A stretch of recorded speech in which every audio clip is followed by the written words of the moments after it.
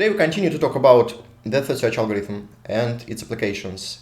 And today we'll move back to undirected graph. So like we discussed in the first lecture, for undirected graph, the structure of connectivity is very simple. So if you talk about connectivity in undirected graph, it's very simple. You have these connectivity components, and like all the vertices inside the same component are connected, and vertices in different components are not connected. So it's very simple. So today we'll discuss something more interesting, and we will discuss biconnectivity. Biconnectivity is simply when you have two different paths from one node to another. If you have two nodes, and you want to have two different paths from one to another, and this path shouldn't intersect. So you have one path, and you have another path, something like that. That's ugly picture. I know it. I'll draw better one.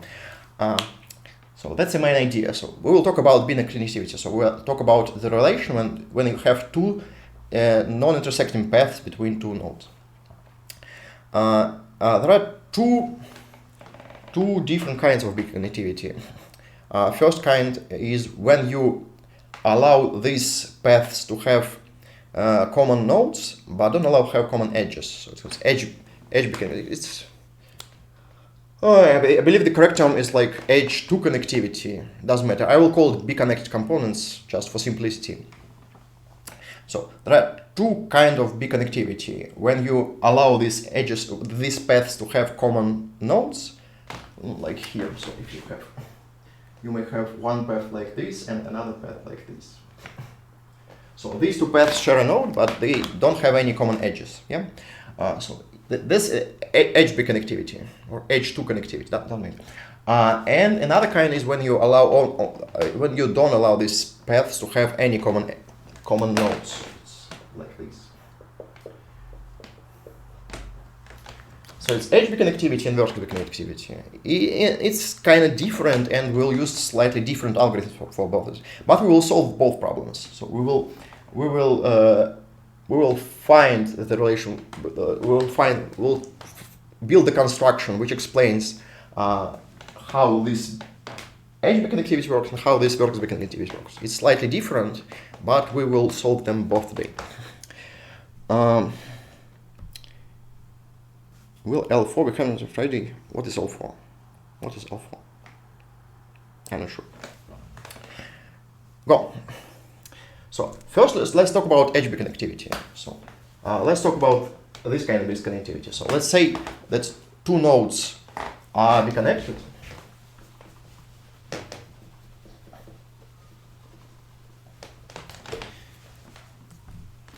Lecture 4 will be next Friday. Yes. Oh no! It will not be on next Friday. Yes, next Friday. Yes, yeah. I'll announce it later. So next Friday will be no lecture because we all moved to the Moscow to the World Finals. Yeah, we'll skip the next lecture next Friday, but we'll get back on schedule in 2 weeks. Yeah, that's correct. Or maybe we need to move it to Wednesday. Like we'll discuss it in the end. Back to biconnectivity. So let's say that two nodes are biconnected. If we have two paths between these two nodes, and these paths cannot have this, cannot share any edge. So we have one path here. Let's put something like this, and another path here.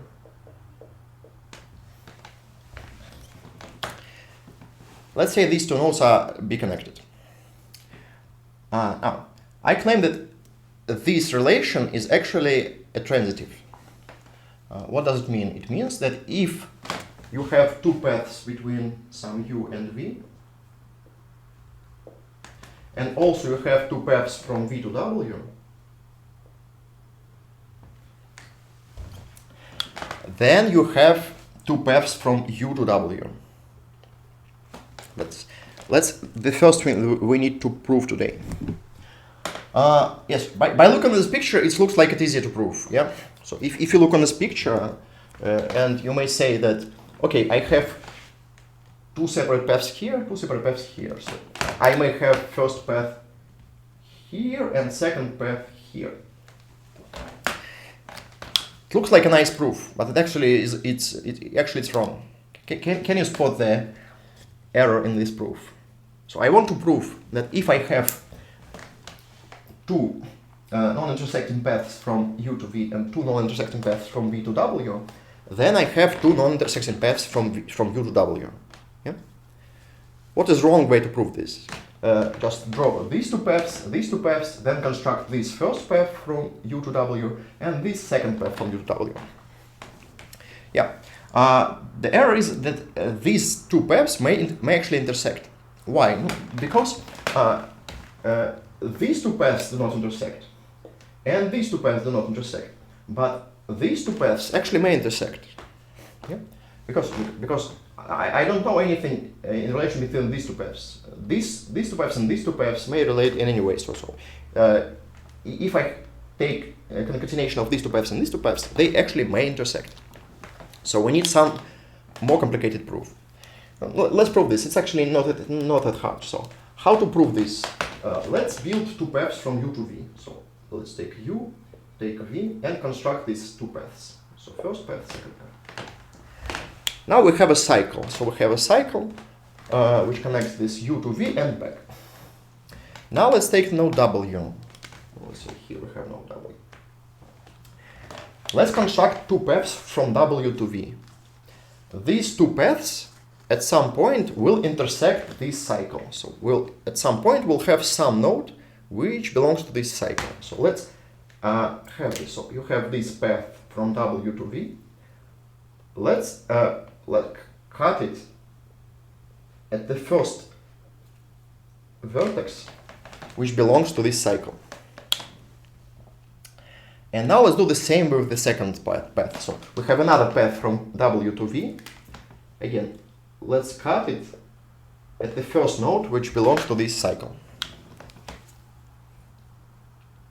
Now, in this picture, all the paths do not intersect, because these two paths don't intersect, these two paths don't intersect, and these two paths don't intersect these paths, because we cut them at the first point when they start to intersect. We cut them at this position. So in this picture, nothing intersects nothing. And now we just build two paths. The first path will be this path, and second path will be this path. So we use one part of the cycle to build one path, another part of the cycle to build second path. That's all.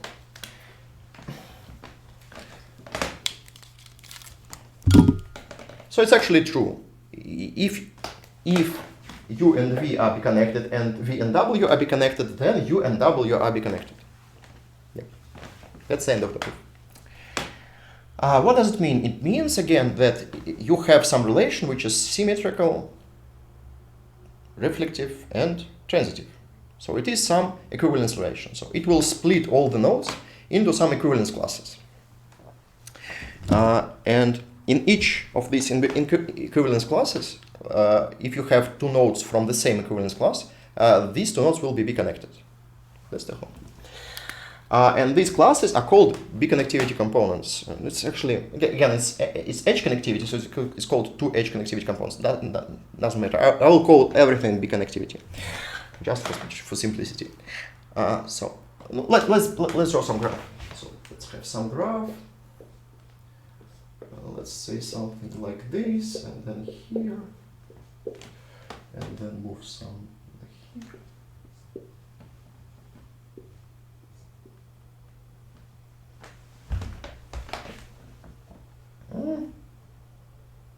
It's too simple, let's make it like this.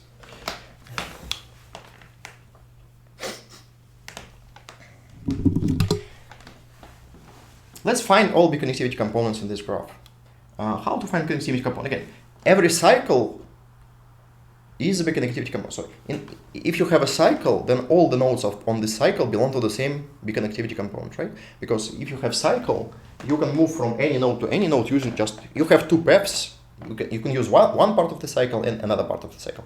So every cycle belongs to the same Biconnectivity component. So here we have one Biconnectivity component.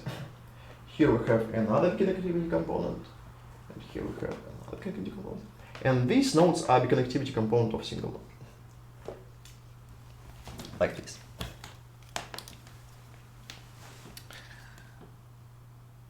That's all. Now, like in previous lecture, we can build a condensation of the graph. Yeah. So we can replace every biconnectivity component with a single node and build a graph of connectivity between these biconnectivity components. Yeah. So let's say this is A, B, C, D, E, and F. So we can build the following graph. We can build graph from. So we have component B, component A. They're connecting using this edge. Here we have component C connected to B, component D connected to B, component E connected to D, and component F connected to E. So we can build a condensation like this. Again, every node in this condensation is some biconnectivity component of the initial graph. And they are connected if we have edge between these two connected components. Now, let's observe that this condensation is always acyclic. Yeah? Because if you have a cycle, then all the nodes on this cycle belong to the same biconnectivity component. So you can't have cycle in this condensation. If you have undirected graph without cycles, it means you have a tree, right?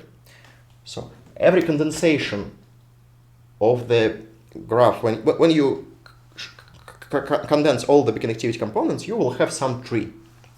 Tree is very good data structure. Tree is a very good structure. In the previous semester we learned a lot of algorithms for the trees. So if we have a tree, we can calculate many useful things just using the algorithm from the previous lecture. We can use binary liftings, we can use link cut trees, stuff like that. We learned a lot of stuff about trees in the previous semester. So when you want to learn something about close to biconnectivity in a graph, what you may do, you may find biconnectivity components, make this condensation, and then in this condensation graph, use some algorithms for trees. There are a lot of specific algorithms specifically for trees. That's the plan.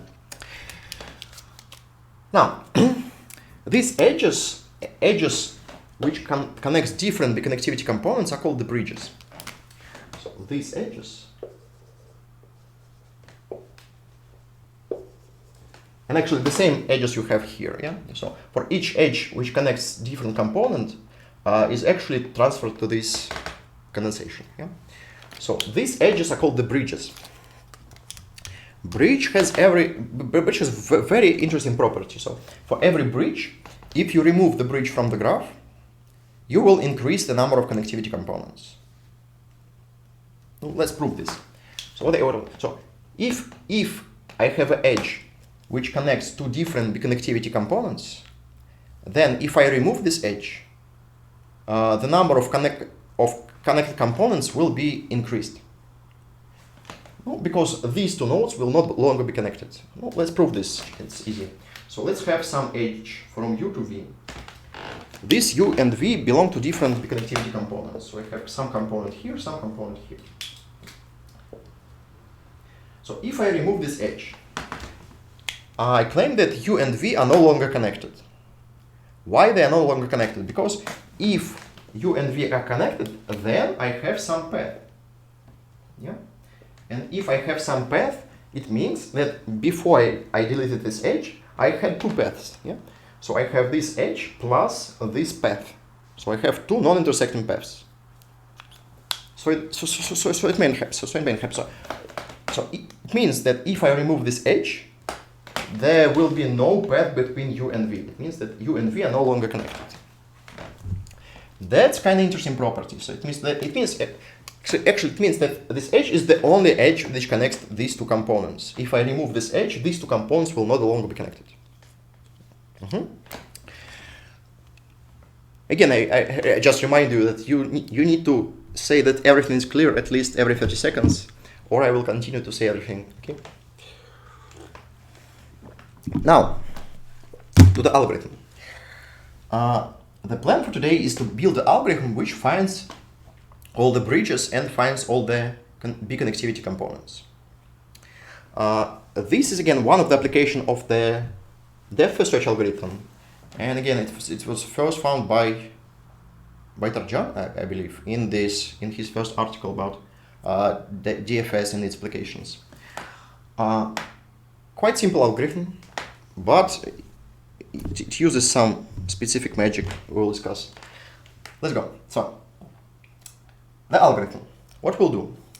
First, we'll run a depth search algorithm, basically. So we'll take any node of the graph and run a DFS from this node. Let's see. So you take some first node and run DFS from this node. You will have some tree of your DFS. So you start DFS from here, you go here, here, here, then back, then go here, back, and so on. It's too big. Okay, good enough. First observation, very simple. If I run DFS algorithm in the graph, DFS algorithm will use all the bridges. So for every bridge, my DFS will use the bridge to go from here to here.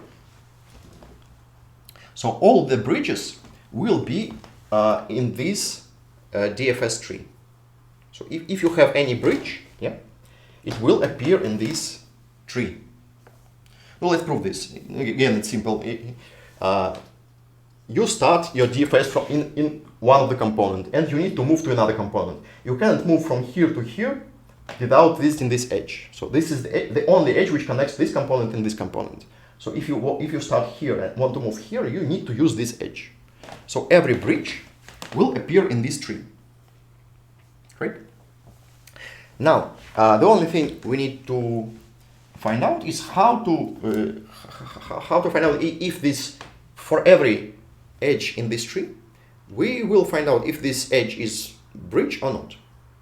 So let's look at some edge. So let's look at some. So let's have some edge. So you have this edge, let's say from V to its parent.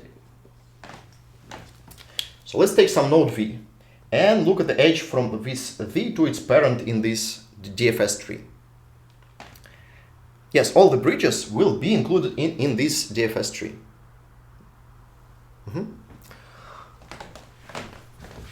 No more only every spanning tree will contain all the bridges. If you know what spanning tree is, we will talk about spanning trees later in this course, but every spanning tree must contain all the bridges. Because you can't connect these two components without having this edge. Yeah. So what we'll do? We will look on this tree. Again, we know very many things about trees. So we'll just use the trees algorithm from the previous semester. Very simplified. Just to look at this tree and find out for each edge of the tree if this edge is bridge or not. That's the plan. So let's see. We have some edge in the tree from V to its parent. How to find out if this edge is bridge or not? No, let's try to remove this edge. What will happen if we remove this edge? If we remove this edge from the graph, this tree will be split into two parts. So we have this top part of this tree and this bottom part of this tree. So we have this subtree of V. Let's move some. Let's add some more nodes here. So if we remove this edge, we have this subtree, and it's separated from the remaining of the tree, right? We have this subtree separated from the remaining of the tree. So if this edge is not a bridge, then when I remove this edge, this subtree must be connected to the remaining part of the tree somehow. So this subtree must have another edge not included into this tree, which connects this subtree to the remaining part of the tree. How this edge may look like? So you may have some edge which connects some node inside your subtree with some node outside of your subtree.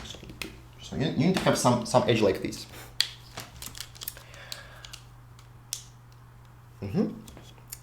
What is the interesting part? The interesting part is this edge can never go like this, because this is a tree of depth of search. In DFS tree, you may not have the edge between different branches of your DFS tree. So, like we discussed on the first lecture, if you run DFS and look at the DFS tree, you may not have the edge between two different branches of the tree. Well, because when you visit this leftmost, you will use this edge to go here, yeah? So you cannot have this edge from different branches. No? One of these branches was visited first, and when you visit the first branch, you will use this edge to go here. So you can't go here, then go here, because you have this edge, yeah? So this edge always connects some node inside your subtree with some of the ancestors of this node. So this edge is always connected to some of ancestors of this node. So you have this path, not to here, yeah. That's it. So you have this path from the root of the tree to this node P, and if you have any edge which connects you to this remaining of the tree, it must be connected to some of these nodes. Здорово. Okay. And that's the only property we'll use. That's the only property we will use. Okay, that's the whole observation. Now we just build the algorithm which... So what we need to do? We need to check for this node V if in this subtree of V there is a node which is connected to some ancestor of this P. If I have this edge, then this edge is not a bridge. That's the plan. That's the whole plan. So how we will find this edge? It's actually pretty simple. So let's look.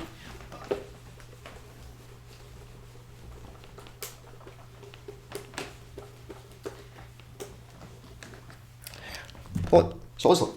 So we have this. So we have this V, and its parent P, yeah? And we have this subtree.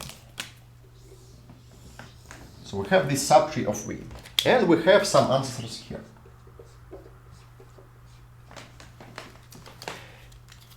Inside this subtree, we may have some edges going up to some ancestors here.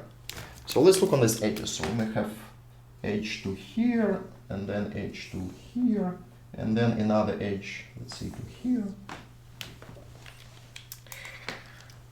So we need to check if we have edge which connects something here to some ancestors of this P.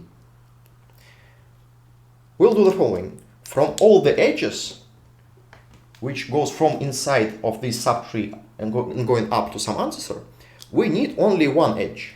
We need only edge which goes maximal possible up. So we'll hope that how it's called, topmost. We need topmost node which is connected to something inside this subtree. We need only to know this node. So this is the only interesting node for us. So if this topmost node is above this P, then I have some edge which is connected to something above this P. That's the plan. So for this node V, I will find only this topmost node, and I will call it, let's say, up of V.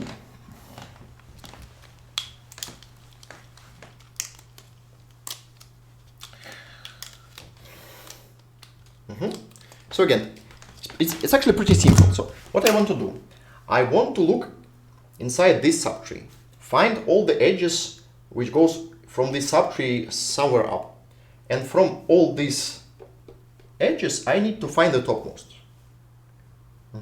And I will remember this topmost edge in this node V. So for this node V, in this subtree, the topmost edge is visited inside from inside this of the subtree is this up of V. That's the whole plan.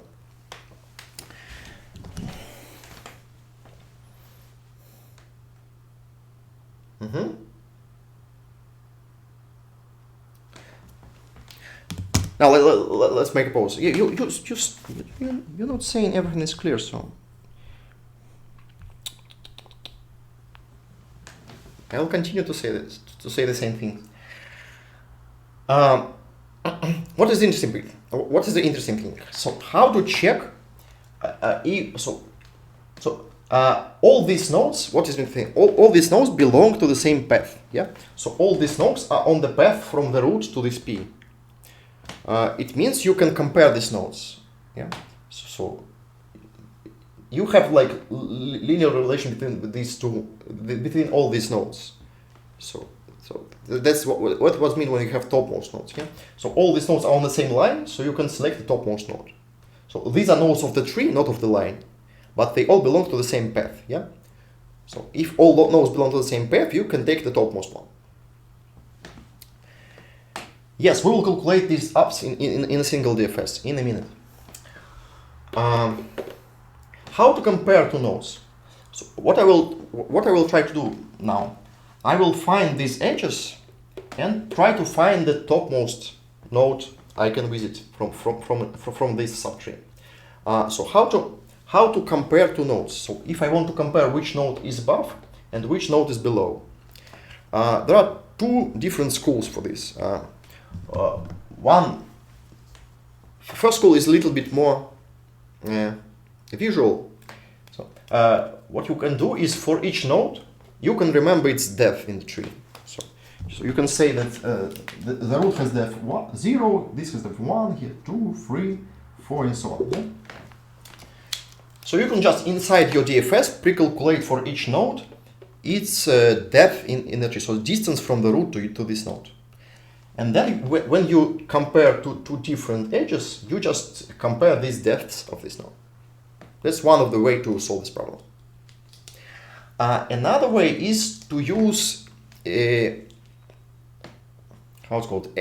time of the node. So if you compare entry times of these nodes, you have the same thing. So nodes which are closer to the root will have less entry time than nodes which are below. Because you first enter this node, then you enter this node, then you enter this node, and so on. So instead of using these depths, you may use entry times. It's slightly more universal because entry time is different for all the nodes. So you can basically enumerate all the nodes by increasing of the entry time. So it's slightly more useful technique. So I will use this technique, but it's not important. So I need something. I need to calculate something which will allow me to compare two nodes and say which node is above, which node is below. You may use depths of these nodes, or you may use entry times. Both works perfectly fine. I will use entry time because I'm used to, but it's up to you. So again, so let's write the definition. So up of V will be minimum entry time T in of node W such that I have edge from U to W and U belongs to subtree of V.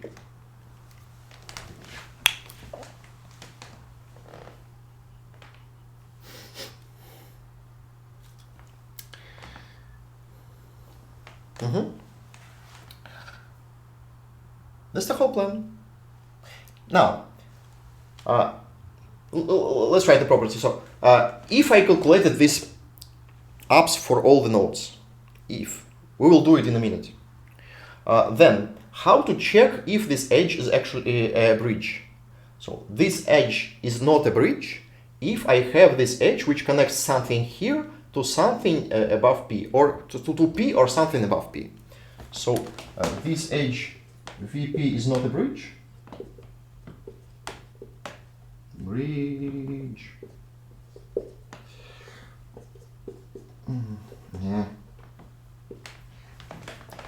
If I have this edge connected to something here, so if up of V is less or equal then time of node P.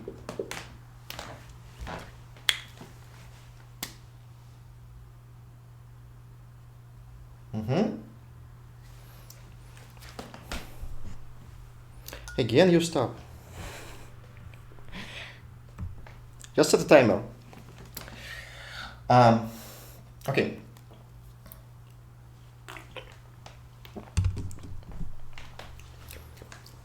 You assume V is also, yes, V is also inside this subtree.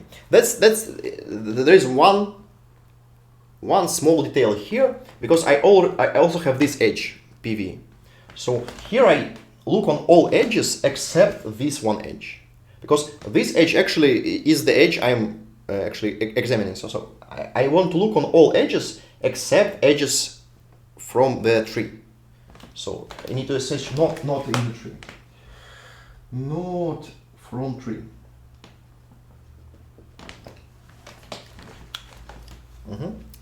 So I need to find some edge which does belong to this tree and which connects something from here to something above.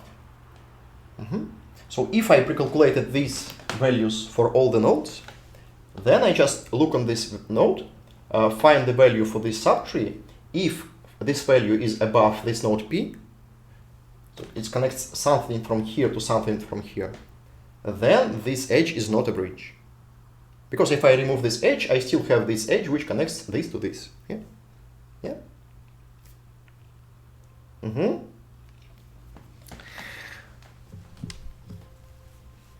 Okay, hope it's clear enough.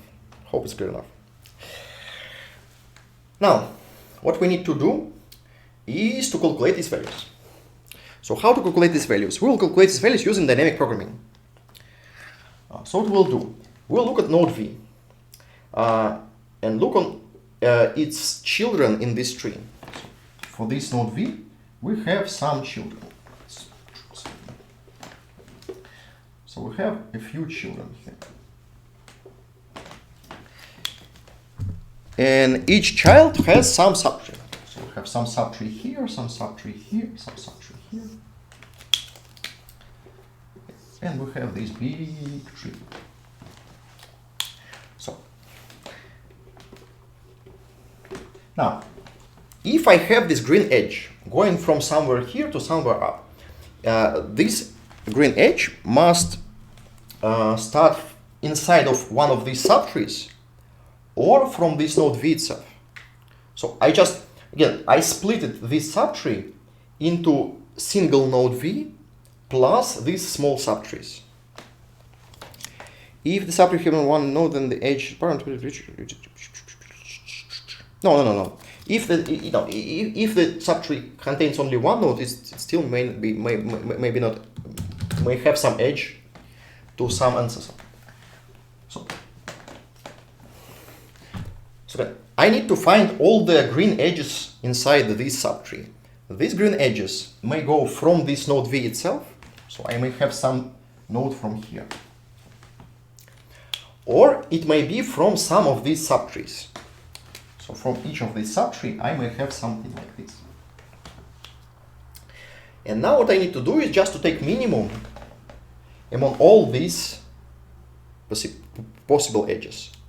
So for edges going from this node V, I will just iterate over all edges from node V, and if I have edge from V to something, then I will add this to this minimum. So it's simply iterate over all edges. Actually, my DFS will do it. And if I have this subtree, then from this subtree, I only need the topmost edge. Yeah. So from each of these small subtrees, let's see, subtree U. From each of these subtrees, I only need one edge, which is the topmost edge. And this topmost edge will be pre-calculated in this node U. So from this node U, I take this topmost edge, it will start in this up of U. So here is the up of U. So I will use this edge from every subtree. And then I will look on all edges going directly from this node V. So I'll look on all these subtrees, take the topmost edge from each of these subtree, look on all edges from this node V, and now take minimum of all these things. Let's write this. So up of V will be minimum of what? Of all nodes, let's call it W, of all W such that I have HVW.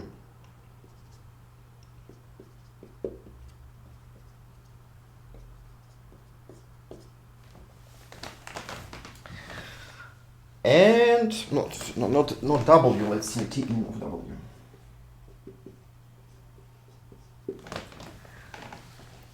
And for each of these subtrees I need to take up. And up of U for all U which are children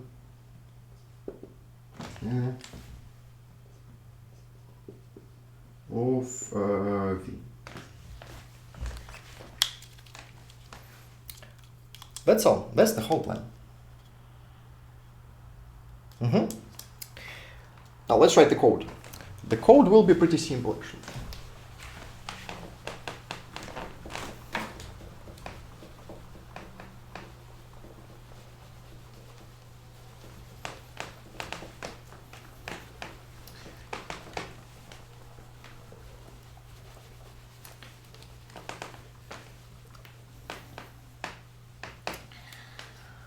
Again, the only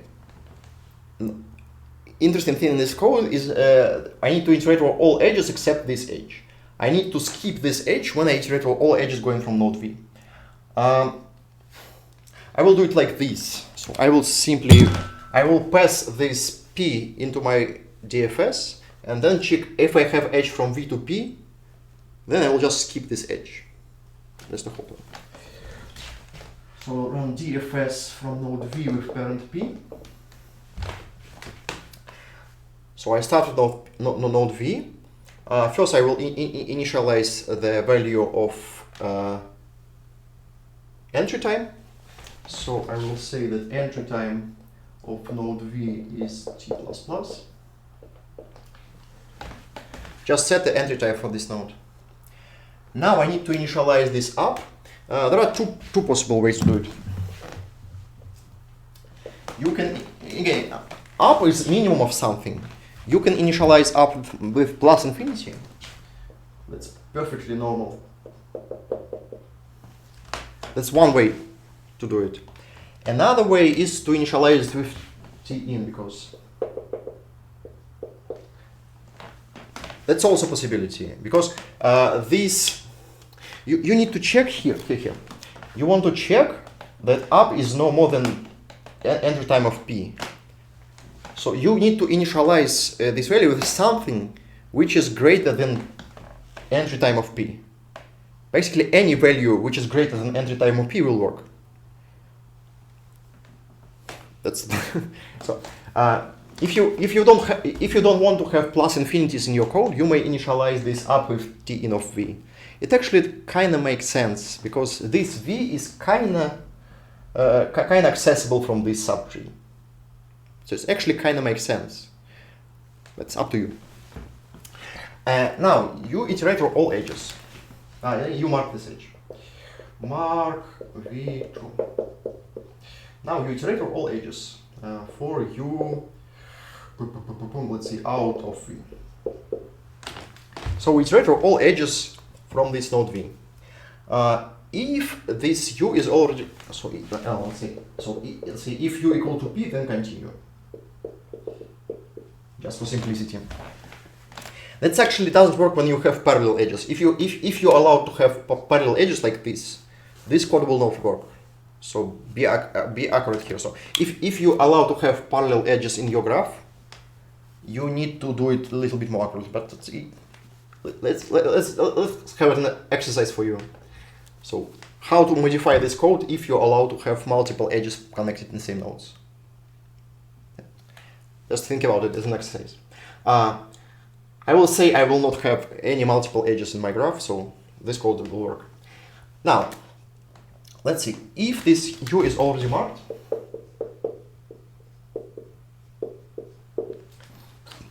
it means I have an edge from here to some of my ancestors. If I have edge to some of my ancestors, it actually it may also be one of my predecessors. You also may have edge like this, but it doesn't matter. So if this vertex is marked, it means I have this edge or this edge. I will count these edges as well because they doesn't matter. So this edge, all the nodes here have greater entry time than this edge, so it will not affect anything. So if this U is marked, then I will update my up. Up of V will be minimum of up of V and entry time of this U. Right? Right?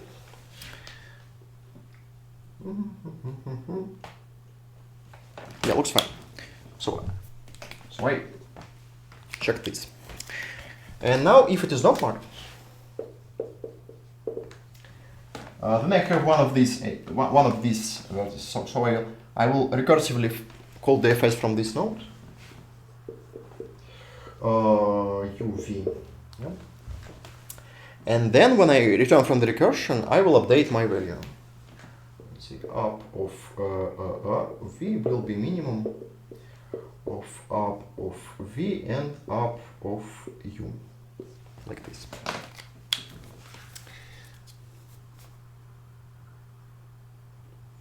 I believe that's all. Yeah, that's the whole code. Now, in the end, when you finish all this, you calculated the value of up for this node V. So in the end, you can check that this edge is actually a bridge. So if up of V, so if it's not bridge, and so it is bridge if up is greater than time of P. So if greater than time of P, then it is a bridge. Then VP is a bridge.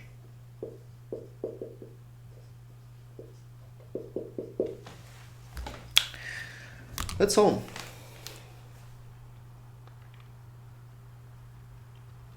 Looks fine. So that's the whole code which finds all the bridges in your graph. Again, how this code works. All the bridges belongs to this tree because it is some tree which some spanning tree. So every spanning tree must contain all the bridges. So we will look on every edge in this tree. So how to check if this edge is a bridge? This edge is a bridge if there is nothing which connects this subtree to something above. So how to check this? I will find the topmost edge going inside from inside of this subtree. If I have this edge, then it is not a bridge. So I will calculate this up. This up will be the topmost edge from inside this from this subtree. So how I calculate this up? I look on all the edges.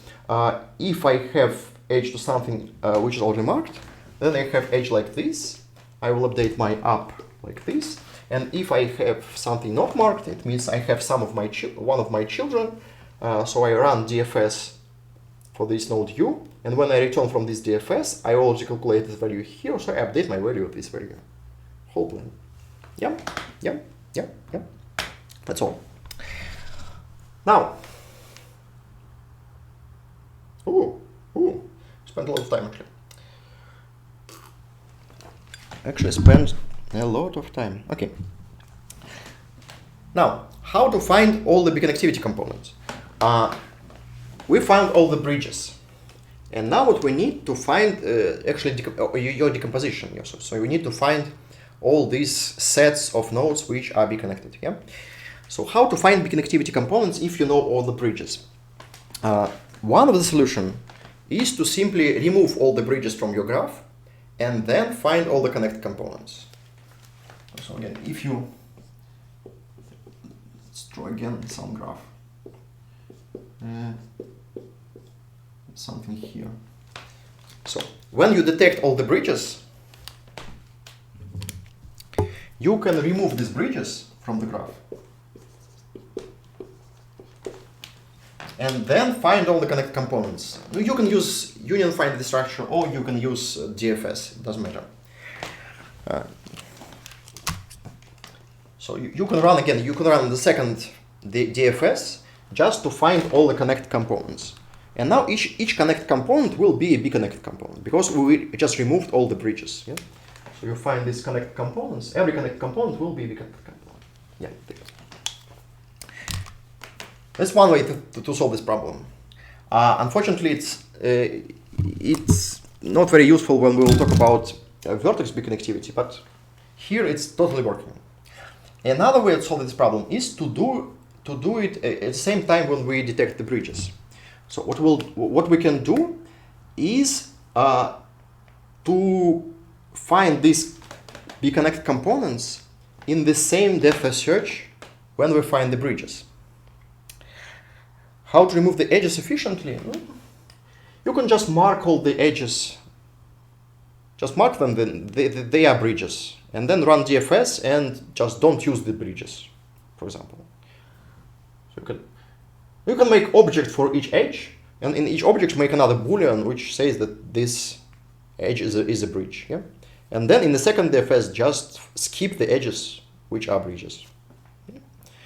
It's up to you, so it's your programmers, you can do how. Okay. I believe there are various ways to do it.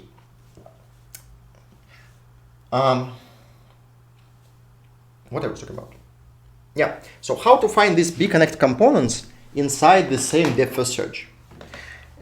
It can be done like this. What you can do is to maintain the stack. You maintain the stack of the nodes you visited inside your DFS, sorted by the entry time.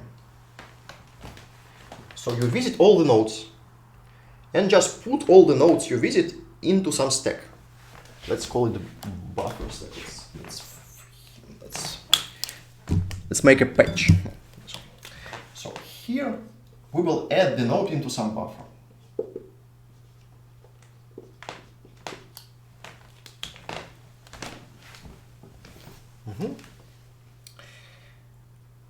Now, if this edge is actually a bridge, so we didn't find any edges going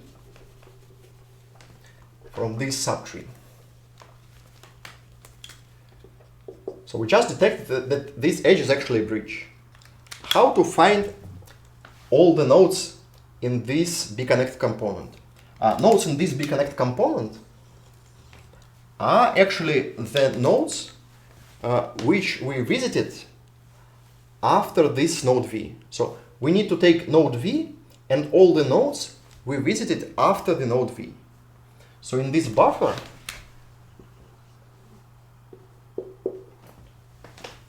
we visited something. So we visited all these ancestors and maybe some another node. So we may go here, visit these nodes with these nodes. So we put all these nodes before we put this node V.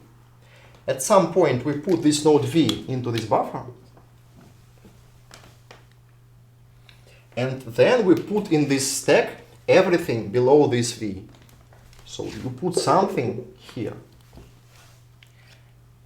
And now all these nodes after the node V, so these nodes, will be the nodes which belongs to the Biconnected component of the node V. That's the whole plan. So after we find out that this edge is a bridge, we will pop everything up to this node V from the stack, and all these nodes will belong to the Biconnected component of this node V. So we can do it here. So here we just,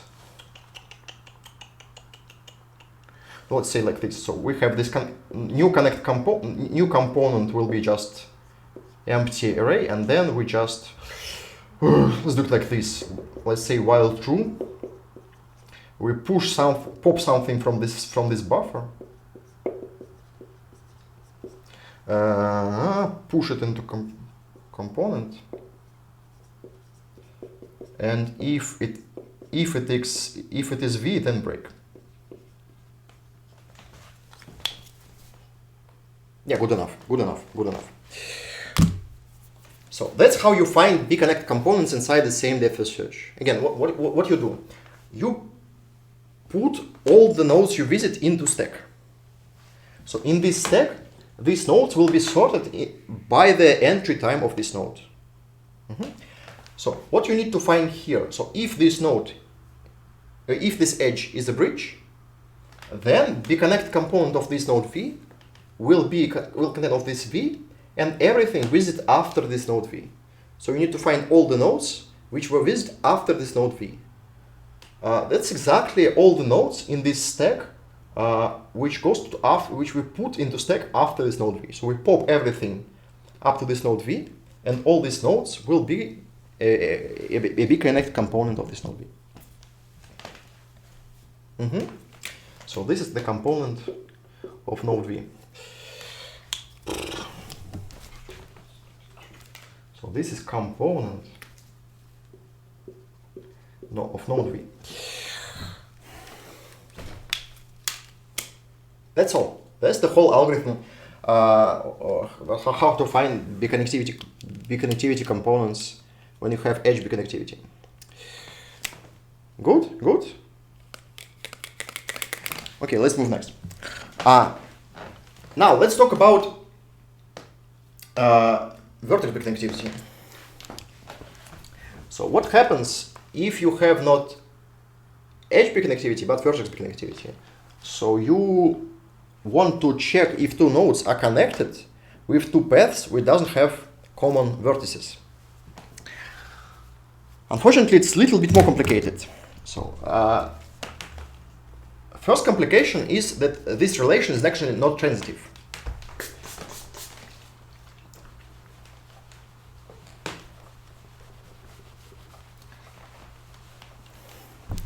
So if you have two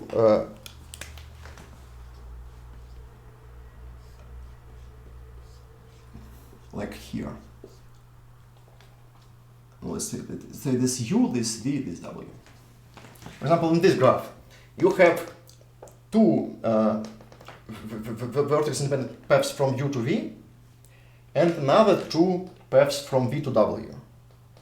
But you don't have two paths from U to W, because these two paths actually intersect in this point. So if you think about it as a relation between vertices, it is not transitive relation. So you will not have this beautiful decomposition into equivalent classes. So to make it more beautiful and to make it look more nice, we will talk about vertex Biconnectivity as a relation not on vertices but on edges. So let's say that two edges, so if I have one edge and another edge, let's say that two edges are Biconnected if I have two paths, one path connect one of the ends of the one end of one edge to one end of that, and another path connect another edge to this. So if I have these two paths connected both ends of one edge to both ends of another edge, they may be like this, or they will be crossed like this. It doesn't matter. So then I say that these two edges are Biconnected. And this relation is transitive. Well, let's see. So if I have two edges Biconnected and I have another third edge, and this edge is Biconnected to this edge. So again, like in previous proof, so let's look on these two paths. So I have two paths from these ends to these ends. Let's stop these paths when they intersect with this cycle. So I have this and I have this. Again, these are the parts of the paths connecting these two ends with these two ends. Yeah? I have these two non-intersecting paths, and I just stop these paths when they run into some node of this cycle. Now it's simple. So when I have these paths and this, now I have this path, and these two paths connect these two nodes with these two nodes, and this path do not intersect. So this is a nice transitive relation. Again, it's transitive, symmetrical, and reflexive relation. It is equivalence relation. So all the edges will be split into some equivalence classes. So for all the edges, we have good equivalence relation. That's fine. So I don't want to erase this. I'll have to erase this part. That's kind of sad. Okay. I'll erase this picture. I'll still need these definitions, so I'll just save them for little. I just want to draw an example, and then don't have enough space. Okay, so let's draw some examples. So I have something like, again, like this, and here's something like this, and let's move to something here, and something here. Good enough. Good enough. So we have this graph. Let's, again, for each edge, let's find its equivalence class. So let's look on this edge. This edge can't be connected to anything because I don't have any edges from this point. Yeah? So this edge is not be connected to any other edge. So it is Biconnected component of its own. So let's say B component 1. Now, these three edges form a Biconnected component. Because for any edge, I can have two paths to any other edge. Yeah? For this path, for this edge and this edge, I have first path containing only single node, and second path containing this edge. Yeah? Again, so again, you have this path, this edge, and this edge. So you have this small path of single node, and you have this path of one edge. Yeah? So all pairs of these edges are actually Biconnected. So they form a second Biconnected component, 2, 2, and 2. I will use all the colors I have. Okay. So this edge is Biconnected content on itself. So this edge is not Biconnected to any other edge. If you look at this edge, and for example this edge, I don't have any path from here to here except this path. So this edge is not connected to anything. So it's, again, it's third Biconnected component. Now, this whole conglomeration is one big Biconnected component. You can check that you can, if you take any two edges from this component, you can make two paths connecting their ends. So all these edges belong to the same Biconnected component. I need more colors. Now here we have another Biconnected component. And here we have the final Biconnected component.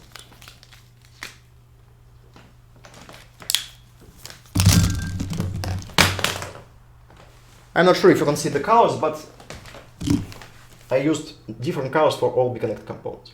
Okay. That's all. That's all. That's the Biconnected components in this graph. Now let's look on the nodes. What happened to the nodes? There are actually two types of vertices. There are two types of vertices in graph. First type of node of vertices, like vertex like this. If all the edges connected to this node belong to the same Biconnected component. If all the edges belong to the same Biconnected component, we can say this node also belongs to the same Biconnected component. So if I have this edge and this edge belong to second Biconnected component, I say that this node also belongs to the same Biconnected component. But there are other types of nodes. There are types of nodes like this, which belong to several different Biconnected components. So I have this edge belong to component 3, and this edge belongs to component 2. These are very special nodes. Let's mark all of them. So I have this node, this node, this node, this, and this node. So these nodes are called articulation points of the graph. Again, articulation point is a vertex which have two edges connected to it belonging to two different Biconnected components. So if I have two edges like this, then this is an articulation point of the graph. Now, articulation points have very special property, like bridges. If you remove articulation point from the graph, the number of connected components will be increased. Let's prove this. So let's take any articulation points of the graph. So you have two different edges belong to two different connected components. So these edges belong to different Biconnected components. So what happens if I remove this? If I remove this vertex? If I remove this vertex, these two nodes will no longer be connected. Because if these two nodes are connected, then I have these two edges be connected. Yeah. So for these two edges, I have this path of single node connecting these ends and this path connecting these ends. So, so if these two nodes belong to two different Biconnected components, then if I remove this articulation point, these two nodes will no longer be connected.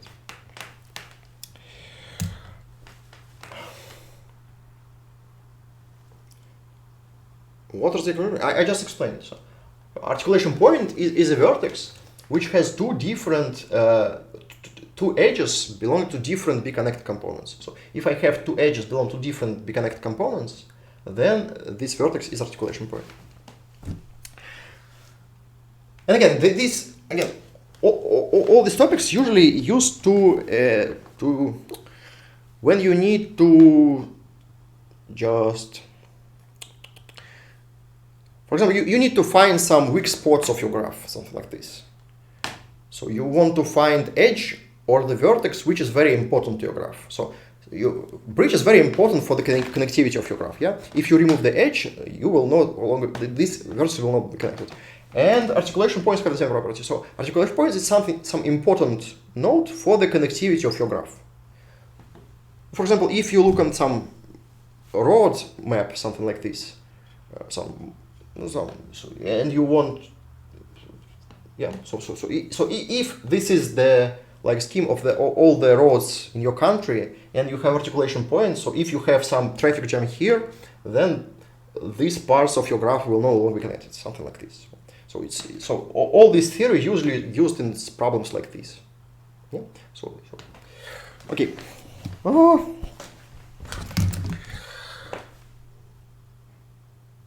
Okay, I will not. I will just not rush it. I will do it slowly. Okay. Go. Now, what is the plan? About condensation. Yeah. Similar, like in the previous case, we can build a condensation. The condensation in this case is constructed slightly different. So, how to build a condensation of this graph? Condensation of graphs like this looks slightly different. Okay, let's do it first. Let's do it in the wrong way. Let's build a graph which contains all your Biconnected components. Let's say 4, 5. Here we have 6, 3, 2, and 1. And then just connect all these connected components if they are connected by some articulation point. So these 6 and 4 are connected. These 4 and 5 are connected. 4 and 3 connected. 3 and 2 is connected. And 2 and 1 is connected. Looks pretty fine. Yeah. But if you try to build a tree like this, it actually may not work. Okay. Can you spot what made the problem? So if I try to build this condensation, so I will try to condense every Biconnected component into a single node and then build a tree. In this tree, I have an edge if two components are connected with some articulation point. Can you spot the problem?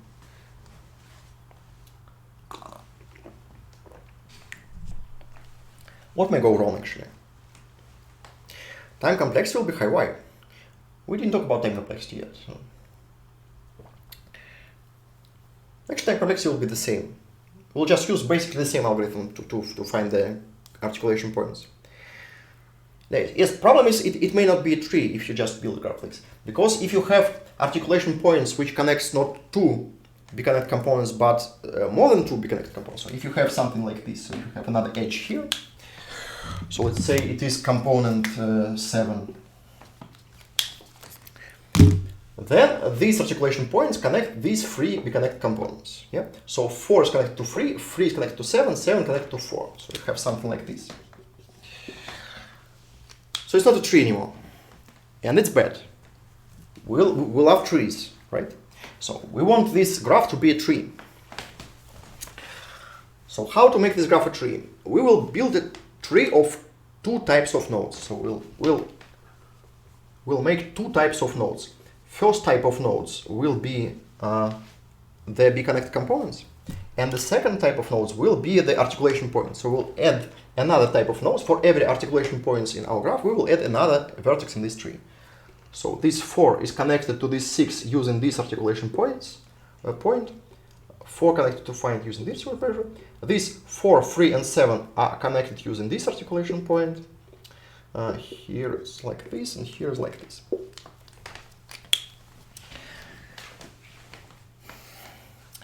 And now this is a tree. Again, it's easy to prove this is a tree. If you have a cycle here, then everything is Biconnected in this tree, in this cycle. So you don't have cycles here. You have the tree, and tree is a good data structure. We know a lot of useful algorithms how to analyze the trees. So again, you can take your graph, condense every Biconnected component into a single node, and then build this tree composed of these Biconnected components and articulation points. And then you have this condensation. Okay. Now it's time to find the articulation point. Again, let's do it in 2 steps. First, let's find all articulation points. How to find articulation points in the graph? Well, let's see.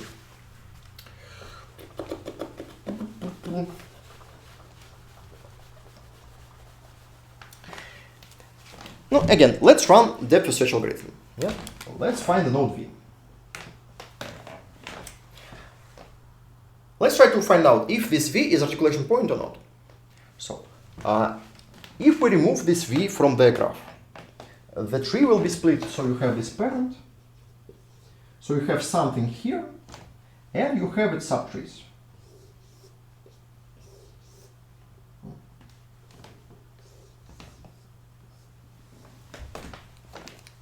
So if you remove V from the graph, your graph will be split into this top part and these subtrees.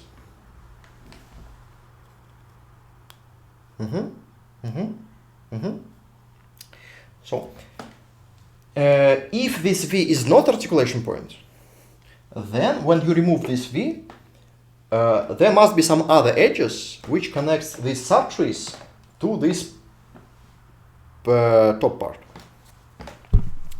Again, let's see. You cannot have edges between these subtrees. So there are no edges like this. Again, because it's the tree of depth first search. In depth first search tree, you cannot have edge between different branches. So if you remove this V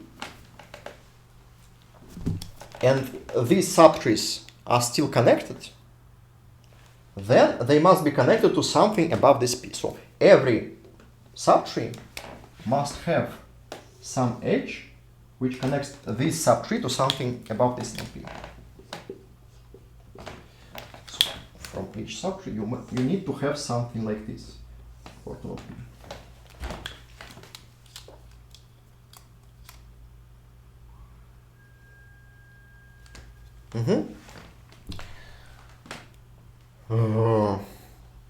Again, I have not enough space here. Let's write it here. So V is not articulation point.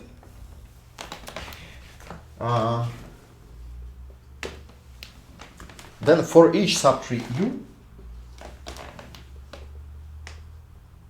yes, for each, like this. So for each child U,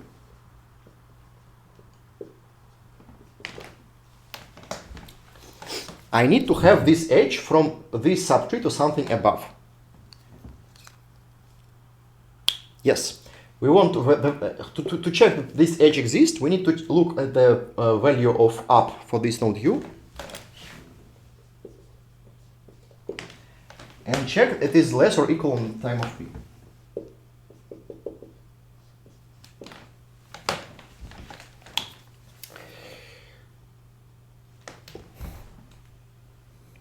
Yes, or you may say strictly less than time of v. It's the same thing, yeah.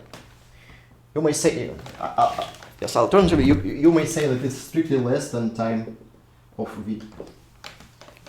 Can you see it? You can see. It's the bad marker.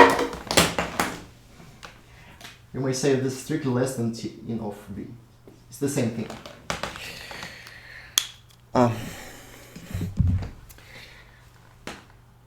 That's all. And now we'll just use the same algorithm to find these values of up. And just in the end, we need to check differently here. Just remove this. So in the end, we need to check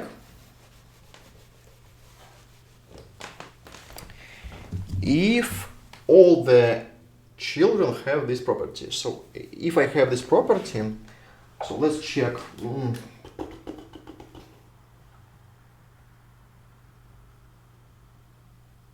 Let's say like this. So I'll say articulation point, let's see here, articulation point equal to false is P or so it's a question if up of u is let's say like this, T in of v.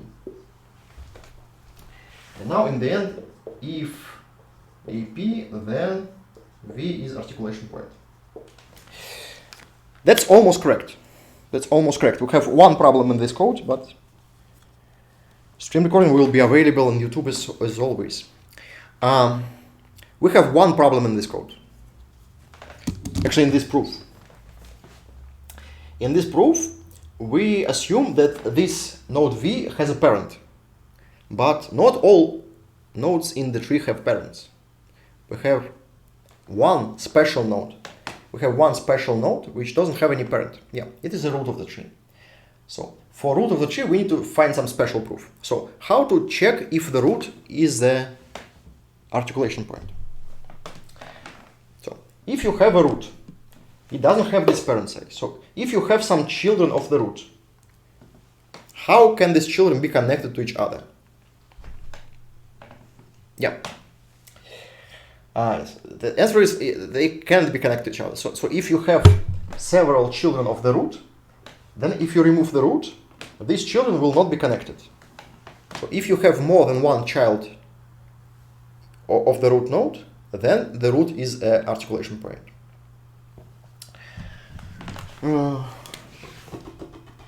Or, let's see, or V is the root and have more than one children.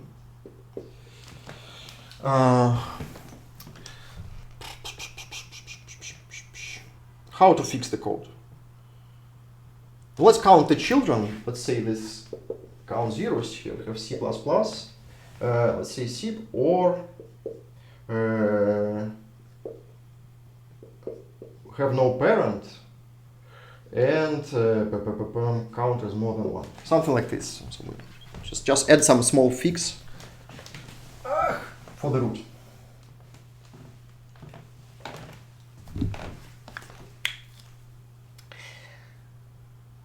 Whew. That's all. That's how you find articulation points in your graph. Now, what if you want to find not only articulation points, but also these biconnectivity components? Usually you want to find both. So we want to, for each edge, find the biconnectivity component of this edge.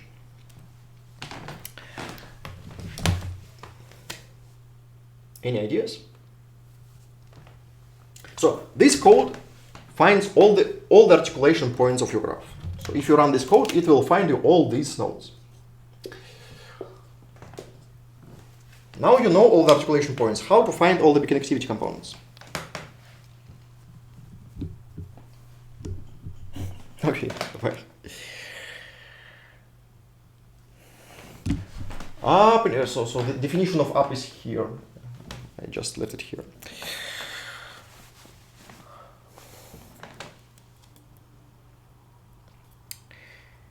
Yes, with bridges, we can do it like this. We can remove the bridges and then find the connect components. With articulation points, it's a little bit less obvious, because if you just remove these vertices from your graph, you will have something strange. Yeah. For example, in this biconnectivity component, if you remove all these nodes, you will have something strange. Yeah, for depth of search, it's easy to ignore the edges. You can just mark the edges and then ignore these edges. But how to ignore the vertices? For example, all the vertices of some component may be articulation points. You may have something like this. For this component, all the vertices are articulation points. So how to find this Biconnected component? So it's a little bit less obvious. What I will do the same trick like we did with the edge biconnectivity. So I will try to construct these biconnectivity components at the same time when I find these articulation points. How to do it? Again, I will use a stack. But now I will put in the stack not the vertices but edges. So I will add all the edges I visit in the stack. Now,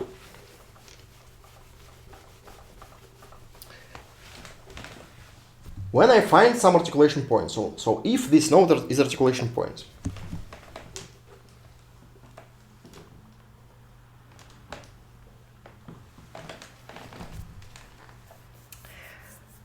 if this is not articulation point, it means I have some subtree. So I have this subtree, which is not connected to something above. So when I remove this, vertex, this subtree will be a separate connect component. Now, in this subtree, I need to take all the edges which were added after this edge VU. So again, I will use the same buffer. So I will use the buffer. In this buffer, I will add all the edges I see. And now, when I go here, I will add this edge VU into this buffer. And then when I go back, I know that something here is a Biconnected component. And something here is exactly all the edges I added after this VU. So I have this edge VU and some edges after this, and all these edges belong to Biconnected component of this edge VU. So this is component of edge VU.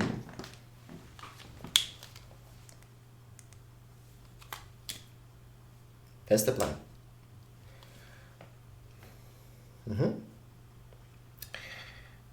Well, let's try to implement this. Let's try to implement this. Look here, when I enter this DFS, I will add this edge VU to the buffer. And also I need to add all the edges. I need to add not only the edges of this tree, but also these green edges which connects with something. Right? So here. When I see the edge which doesn't belong to the tree, I also will add it to the buffer.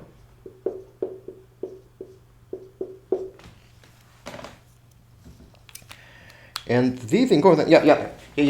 So we find this child which is not connected to here. So this child and everything here is a new Biconnected component. So I'll say this is Biconnected component and then move next. Yeah. And here, so and again here you need to remove everything. I will not write the same code. Yeah. From boof.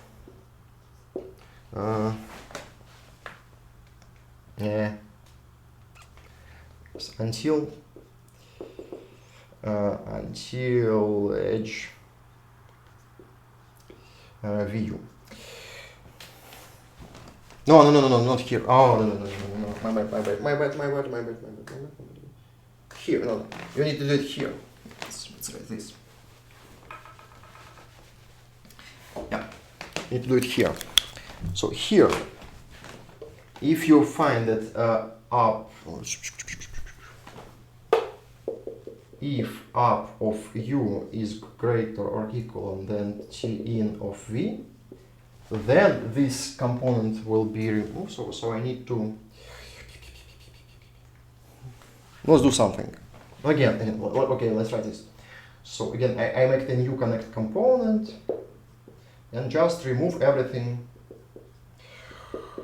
Again, x is buff pop added to just the same trick. If x is vu, then break. Like this. Okay, a little bit ugly, but good enough. That's all. That's how you find Biconnected components in a graph. Cool. Now, both these algorithms works in linear time, obviously, yeah? So both these algorithms, like the algorithm we used for finding the bridges and edge biconnectivity components, and this algorithm finds articulation points and vertex biconnectivity components, they both work in linear time because we just have this one DFS. So the total time of this DFS is linear by the number of edges in your graph. Yeah, that's quite obvious. Cool, that's all. Oh. I'm not sure if I want to do it today, but let's do it today. I need some more time to discuss the Euler cycles because I will not have any space in any other lecture, so we will just today. Hope you're not in horizon. Is everything clear by now? I will erase everything and talk about Euler cycles. We need extra case for the root. Actually, we don't. So you need extra case if you want to check if the point is articulation point or not. But if you want to find these biconnectivity components, you don't need to have a special case. In the root, you will just run this if every time. So for every child of the root, you will run this if. So in the end, you will pop everything from the stack. Yeah. So if you have one child, so you will run into this one child, and when you return from this recursion, you will pop the last Biconnected component. And if you have several children of the root, you will just pop from the stack every Biconnected component. So you run this recursion, then go back, and then pop your next Biconnected component. So you don't have any special cases here. Okay. Okay, now let's move to the next topic. Okay, it's a little bit too much for one lecture, but it will be easy. It will be easy. So another algorithm which uses the depth first search kind of is the algorithm which finds the Euler cycle in your graph.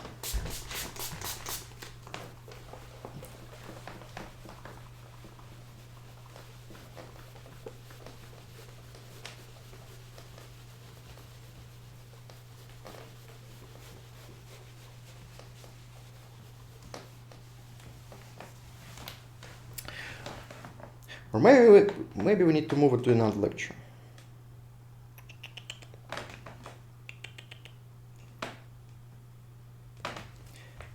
I'm still unsure. This lecture will be too long. So I need like 20 more minutes to discuss the Euler cycles.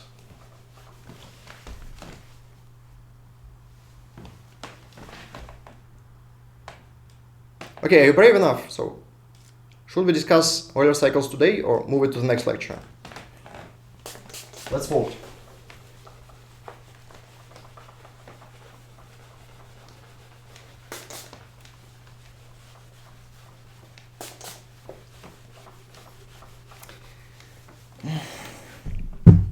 Okay. We have one vote for today, one vote for the next.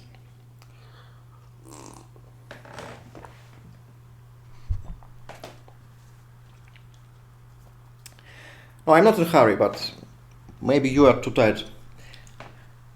It's a little bit overwhelming for the single lecture. Okay, let's do it now. So it will be fast. It will be very fast explanation of the Euler tools. So in some graphs, you may have the Euler. It's the very simple thing. So it's a cycle which contains every edge exactly once.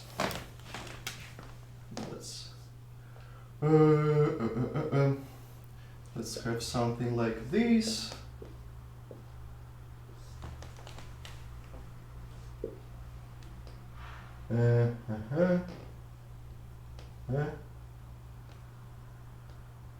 Like this.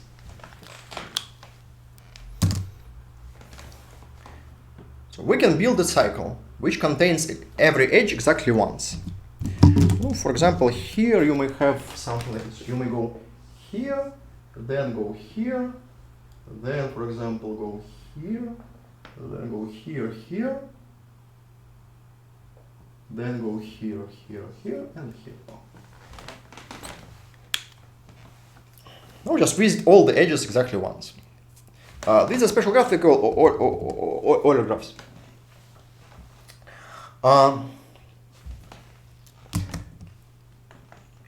It is defined for both directed and undirected graphs. In undirected graphs, you just can travel each edge in any direction. In directed graph, you need to travel each edge in the direction of this edge. So there's a very simple property which you can check if you want to check if your graph contains Euler cycle or not. For directed graph, you just need to check that every node have a even degree. So for every vertex of your graph, you must have even number of edges. And for directed graph, you just need to check that every edge have the same number of ingoing edges and outgoing edges. So you have some number of ingoing edges, and you must have the same number of outgoing edges. A very special, very simple property is easy to see that it is sufficient. So it is required. Yeah, it's easy to see that this property is required. Yeah, because if you have some odd number of edges, then you can't have a cycle which goes through this edge multiple times, because each time you go through this edge, you mark two edges of this node. So you must have even number of edges. And similarly here, so if you have different number of outgoing and ingoing edges, you will not have a cycle, because each cycle will just visit some ingoing edge and then visit some outgoing edge. Cool. And it turns out it's actually sufficient. So this property is enough for your graph to have a Euler cycle. Algorithm. The algorithm is very simple algorithm.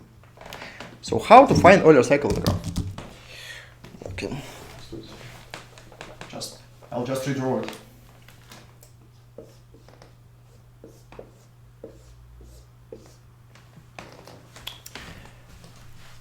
So what you do? You run depth first search like algorithm, slightly different. So you need to modify your depth first search. So it mark not the nodes, but the edges. So you want to visit the same vertex multiple times, but you want to visit each nodes only once, each edge only once. For yes, you also need to check the connectivity.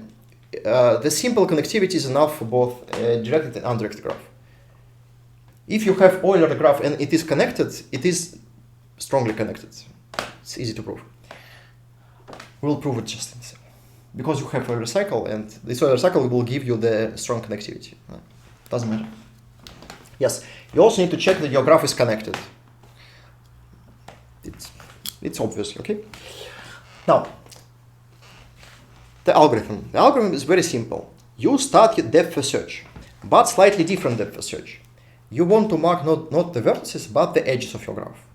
And you may visit the same node multiple times, but you don't want to visit the same edge multiple times. So you start from some node, take any edge, and run DFS. So recursively run DFS on store. For example, you take this edge, then let's say take this edge. So Then,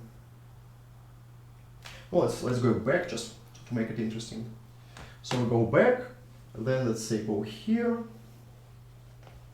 then go here, and go here. So at some point you run out of edges. So at some point you go to some nodes and you don't have any outgoing edges which are not marked. So every edge of this vertex is marked. Then you go back from the recursion and add this last edge to your Euler cycle. So from here you go back and add this last edge to your answer.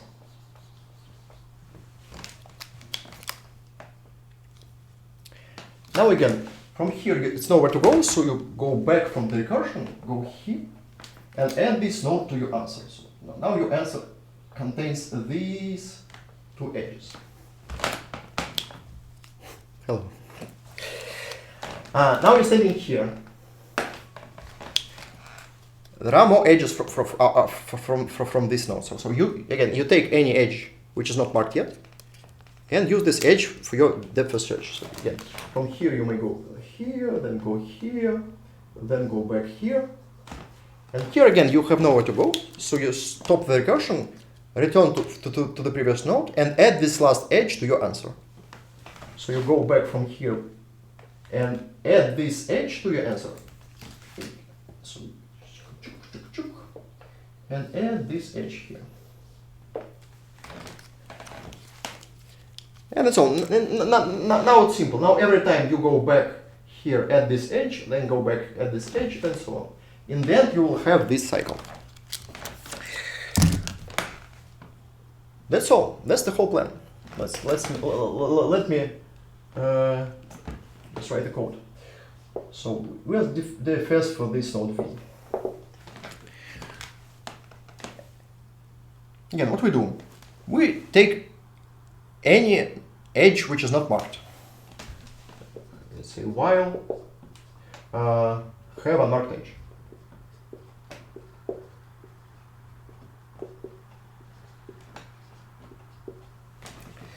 We take any edge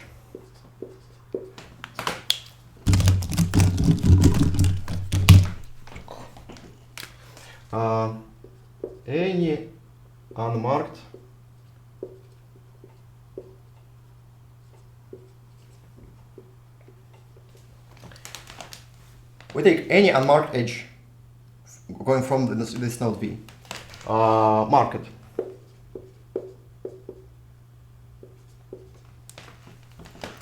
And then run DFS. And when we return from this DFS, we add this edge VU to the answer. So it is, let's answer, add this edge VU. This is the whole plan.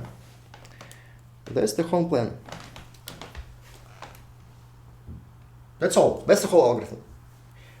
We need to specify some details here, but it's actually quite simple. Now, first, before we specify these details, let's talk about why this algorithm actually works. So, why this algorithm actually works? First, let's see that these algorithms actually visit all the edges of your graph. So, if your graph is connected, then here I will visit every edge of my graph. Because I will visit each vertex at least once. And for each vertex, I will visit all the edges. So when this algorithm finishes, all the edges are marked. So I will add all, and if edge is marked, then it will be added to the result. So this path will contain all the edges of my graph, exactly once. Yeah. And now we just need to prove that this answer is actually a path, because I added some edges into this array. I need to prove that these edges are actually connected in a path. So if you take these edges in this order, you will have some path. It's actually easy to prove. Let's see. So what's happening in this algorithm? So you start with some node. So you start in some node S. And then just use any node for your DFS. So you go somewhere, then you go here, go here, go here, go here. At some point you stop in some node V, and in this node V you have no unmarked edge. So you stop this recursion. How might it happen this node have no unmarked edge? Well, let's see. If all degrees of all vertices were even, so if I have f even degree for all nodes of my graph, then each time I mark two edges. So for each vertex here, I mark this edge and this edge. So if degree was even before, then I mark two edges connected to this node, then degree is still even. So at any point, for every node, the number of unmarked edge is even. Right? Right? For this node V, I marked one edge here. So the number of unmarked edge must be odd. 0 is not an odd number, obviously. So for this node V, there must be another unmarked edge. So the degree of this V was even. Then each time I visit this V, I may visit this V multiple times. So I may visit here and so on. So every time I visit node V, I mark two edges of this node V. So the number of these edges is still even. And here I marked another edge here. So the total number of edges, unmarked edges connected to this V, must be odd at this point. But somehow it turns out I have no outgoing edges. If the number is even, if the number is odd, it can be 0. Yeah, because 0 is an even number. So how could it happen? So I stop in this node V and have nowhere to go. How could it happen? Sorry. How can it happen?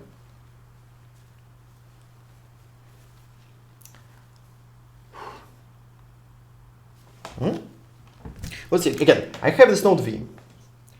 What happened to this node V? So I run this DFS. So every time I run through this node V, I mark two edges, this edge and this edge. Then again, I run here, I mark two edges, this edge and this edge. And at some point, I run again, mark this edge, and I have nowhere to go. But I marked odd number of edges. So there must be at least one edge unmarked. So how could it happen that I have nowhere to go from this node V? Start or end? What exactly do you mean?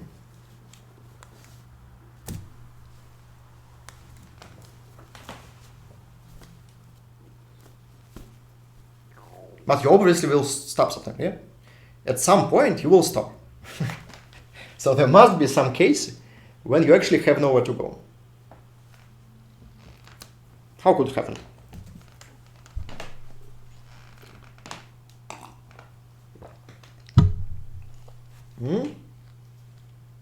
Any ideas?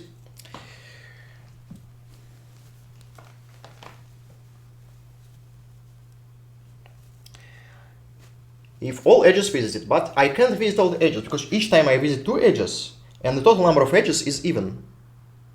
Yeah.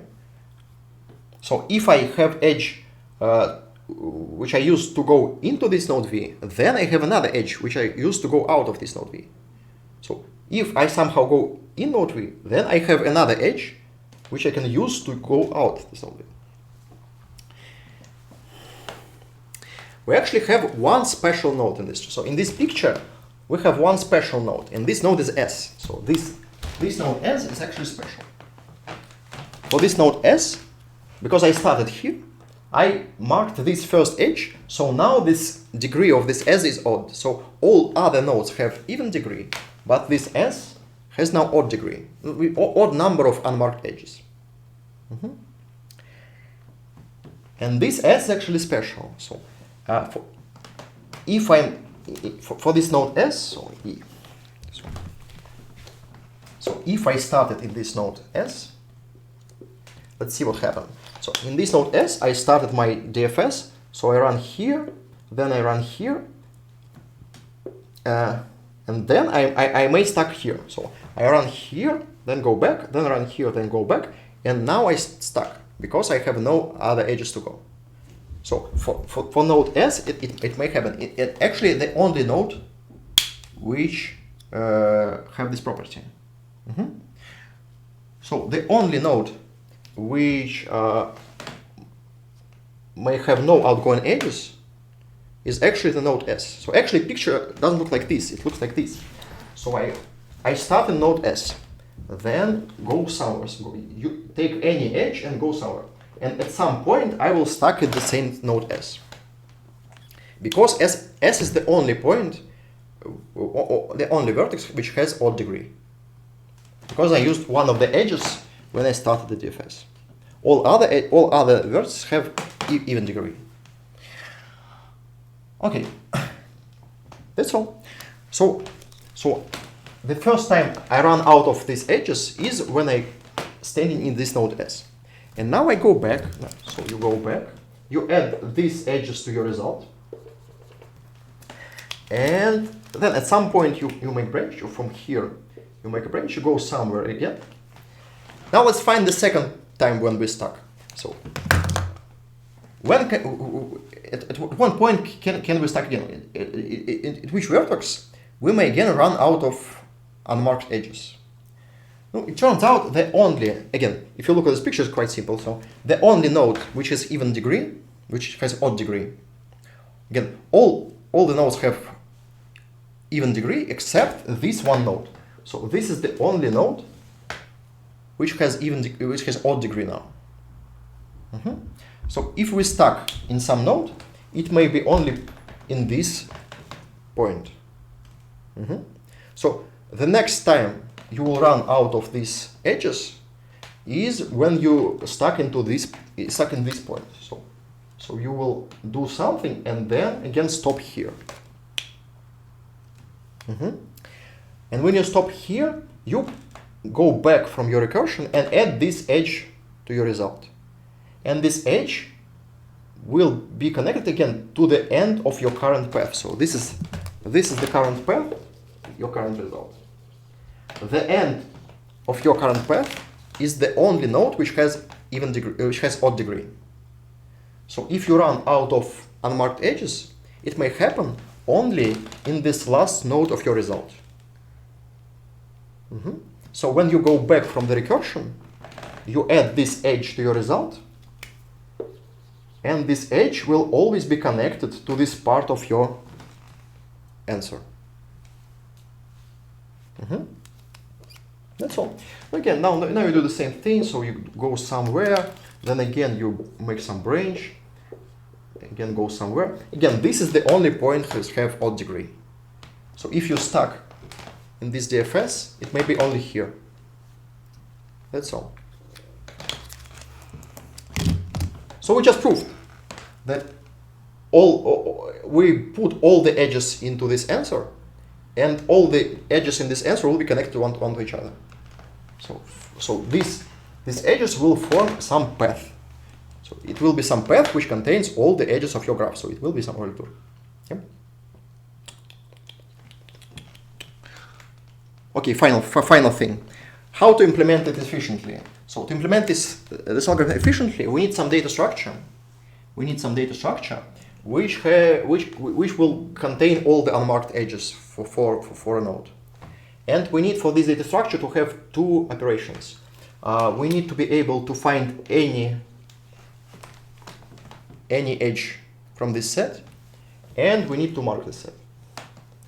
So basically, what we need to have a set of all unmarked edges, and we need to have two operations. It's actually a single operation. So this operation takes any element from the set and removes it from the set. Yes, you may use sets in C++, but it's actually overcomplications. You don't need to find any specific element in your set. You must take any element of a set and remove it. So you may use, for example, stacks. you use std vector, yeah. So you may use std vector for this. So for this node v, yeah, you have this list of all unmarked edges. In the beginning, you just put all the edges into this list. Now here, you just take the last element from this list, this element, and remove it from the list. It's a little bit more complicated when you have undirected graphs. In undirected graphs, you need to actually remove this element from both lists. So here, you have this edge VU, yeah, in the end of this list. And for the node U, you may have node UV, or edge UV in this list. So if you have undirected graph, it's a little bit more complicated. So you need to mark this edge here and here. So here you just remove this element from the list, but now you need to remove this element from the middle of the list, and it is a little bit more complicated. There are various ways to solve it. You may have a pointer from here to here and have linked list, so you can remove element from the middle. One possible solution. Another possible solution is to remember the position of this element here and then swap it with the last element and then remove it from the end of the list. Also possible. The easiest way to solve this is actually to mark this edge. So what we can do is to have like object. For each edge you have some object which contains information about this edge. Yeah? So we have this, and so from both these positions you just have a pointer to this object. And now when you visit first time here, you remove it from this stack and mark it here. Just have a Boolean value if this edge is marked or not. And now just don't remove it from here. So you remove it from this stack and don't remove it from here. And you will remove it from this stack when it will be the last element. So at some point, this element became the last element of this stack. So you will try to use this element here as an unmarked edge. But you will see it's already marked. So we'll just skip this edge and remove it from the stack. So it's just like lazy, I don't know, lazy removal of the elements. So you mark the elements that it must be removed, but you don't remove it now. You will remove it when it will be the last element. Something like that.